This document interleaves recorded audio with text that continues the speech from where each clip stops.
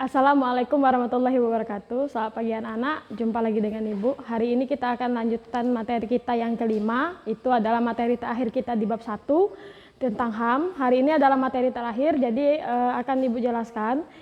Hari ini akan Ibu jelaskan tentang penanganan pelanggaran hak dan pengingkaran kewajiban warga negara. Ini adalah materi lanjutan dari materi 1, 2, 3, dan 4. Dan ini adalah materi yang terakhir, yaitu penanganan pelanggaran hak dan pengingkaran kewajiban warga negara. Yang pertama itu adalah upaya pemerintah.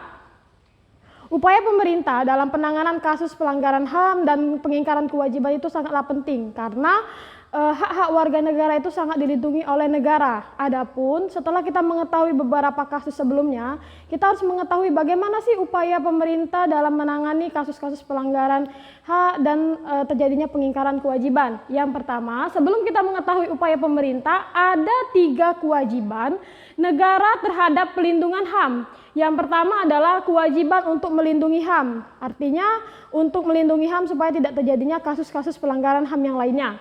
Yang kedua adalah kewajiban untuk menghormati HAM. Yang ketiga adalah kewajiban untuk memenuhi HAM dan kewajiban tentang HAM. Ini ada kaitannya 1 dan 2 ini ya.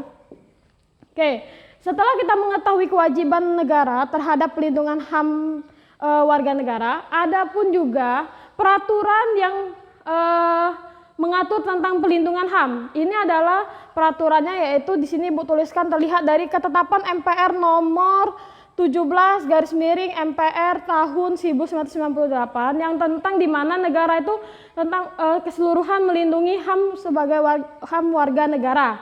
Setelah mengetahui keseriusan Indonesia meningkatkan standar pelindungan HAM, ada juga undang-undang yang mengatur tentang pelindungan HAM. Jadi undang-undang inilah yang melindungi kita sebagai warga negara tentang pelindungan HAM. Jadi negara membuat atau pemerintah membuat undang-undang yang mengatur tentang HAM kita. Yang pertama adalah Undang-Undang Nomor 39 Tahun 1998 tentang HAM, atau juga yang namanya Pasal 28A sampai 28J, itu juga membahas tentang pelindungan HAM.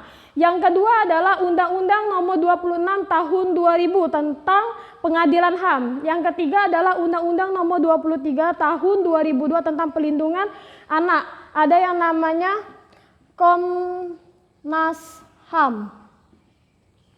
Itu dalam Undang-Undang Nomor 23 Tahun 2002. Setelah itu juga ada Undang-Undang Nomor 23 Tahun 2004 tentang KDRT, kekerasan dalam rumah tangga. Itu juga diatur dalam Undang-Undang Nomor 23 Tahun 2004. Lalu setelah itu ada Undang-Undang Nomor 13 Tahun 2006 tentang pelindungan saksi dan korban. Undang-Undang Nomor 13 Tahun 2006 ini, misalnya kita tersandung kasus, kita dijadikan sebagai saksi, kita dilindungi oleh Undang-Undang Nomor 13 Tahun 2006 pada saat kita memberikan kesaksian pada saat kasus tersebut. Yang keenam adalah Peraturan Pemerintah Nomor 44 Tahun 2008 tentang retribusi dan bantuan. Setelah kita mengetahui upaya pemerintah dan undang-undang yang mengatur tentang bagaimana undang-undang tentang bagaimana melindungi hak-hak kita sebagai warga negara, kita masuk kedua, yaitu pengingkaran kewajiban warga negara. Ini ada 2 cara bagaimana supaya tidak terjadinya pengingkaran kewajiban sebagai warga negara. Ada 2, yaitu cara preventif dan represif.